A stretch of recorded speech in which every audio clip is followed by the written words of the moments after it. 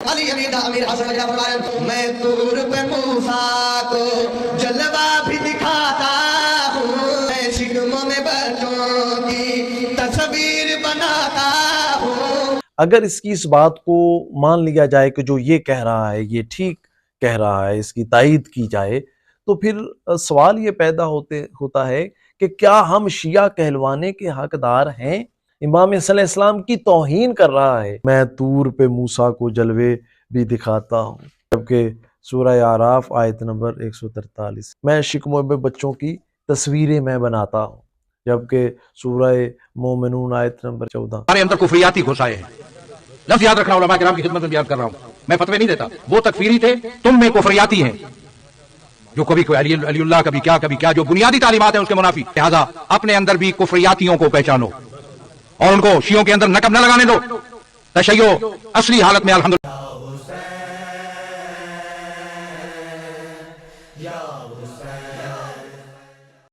اللہ بھی زیارت کو افلاک سے آتا ہے، جب چہرے سے میں اپنے پردے کو ہٹاتا ہوں، یوسف سے ہزاروں کو میں خود ہی بناتا ہوں۔ علی امیر حسن جب میں طور پہ موسیٰ کو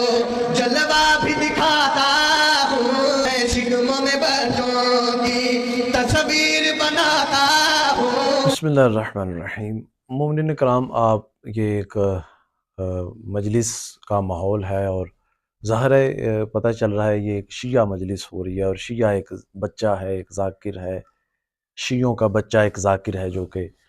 مجلس اعزاز پڑھ رہا ہے۔ تو اب جب یہ شیعہ ذاکر بچہ یہ پڑھ رہا ہے اور پھر سینکڑوں کی تعداد میں افراد وہاں اس کو داد دے رہے ہیں، نعرے لگا رہے ہیں، اس کی یعنی تائید کر رہے ہیں اس کی کہ جو یہ باتیں کر رہا ہے یہ صحیح کر رہا ہے، یعنی سینکڑوں افراد اس کی تائید کر رہے ہیں اور وہ اشعار پڑھ رہا ہے۔ اگر اس کی اس بات کو مان لیا جائے کہ جو یہ کہہ رہا ہے یہ ٹھیک کہہ رہا ہے، اس کی تائید کی جائے، تو پھر سوال یہ پیدا ہوتا ہے کہ کیا ہم شیعہ کہلوانے کے حقدار ہیں؟ کیا شیعہ عقیدہ، شیعہ مسلک، شیعہ مذہب کی تعلیمات یہ ہیں اس کا؟ اگر یہ ہیں تو پھر شیعہ مذہب تو نہ رہا، کیونکہ شیعہ مذہب میں لا الہ الا اللہ محمد رسول اللہ علیہ وسلم، اور یہ کیا کہہ رہے ہیں امام صلی اللہ علیہ وسلم کی اپنے طور پہ تو یہ فضائل پڑھ رہا ہے کہ جیسے یہ فضیلت بیان کر رہا ہے، دراصل توہین، امام صلی اللہ علیہ وسلم کی توہین کر رہا ہے۔ کیا کہہ رہا ہے کہ اللہ بھی زیارت کو افلاک سے آتا ہے، اللہ زیارت کو امام صلی اللہ علیہ وسلم کی ولادت کے وقت زیارت کو افلاک سے آتا ہے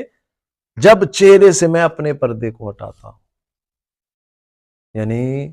اللہ زیارت کے لیے آتا ہے جب چہرے سے افلاک۔ یار کو کرنے والی بات ہے، یہ نصیری مذہب ہے جو شیعہ مذہب نہیں ہے، نصیری مذہب ہے، شیعہ مذہب نہیں ہے، اور نصیری مذہب کی پاکستان میں اقلیت ہے، اقلیت کے حقوق پاکستان میں ہیں، غیر مسلم جو ہیں، مسلمان نہیں ہوتے، ان کے حقوق پاکستان میں ہیں، وہ ایک علیحدہ بحث ہے۔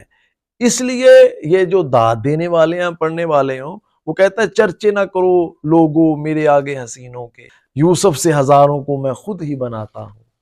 یعنی حضرت امام حسن علیہ السلام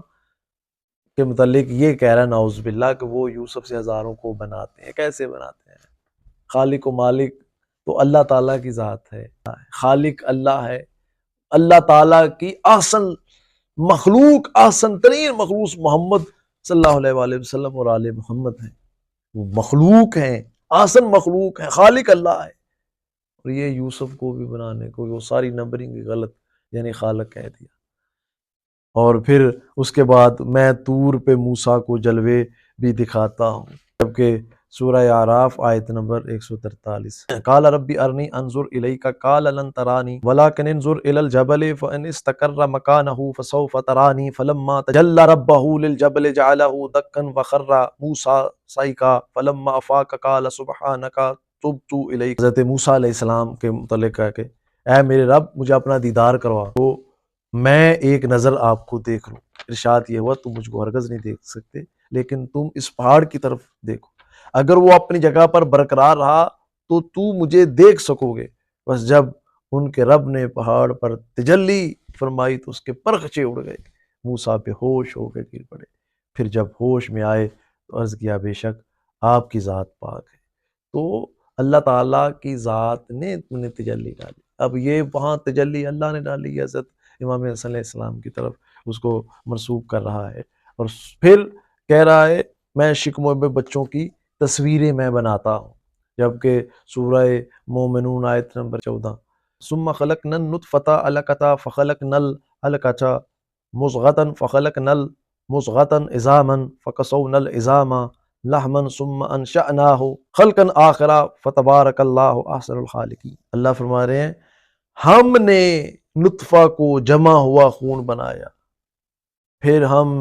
اس جمے ہوئے خون کو ہم نے گوشت کا لوتھڑا بنایا، پھر اس لوتھڑے سے ہڈیاں پیدا کی، پھر ان سے ان ہڈیوں پر گوشت چڑھایا، اور پھر اس میں روح ڈال کر ایک دوسری مخلوق بنا دیا، پس بابرکت ہے وہ اللہ،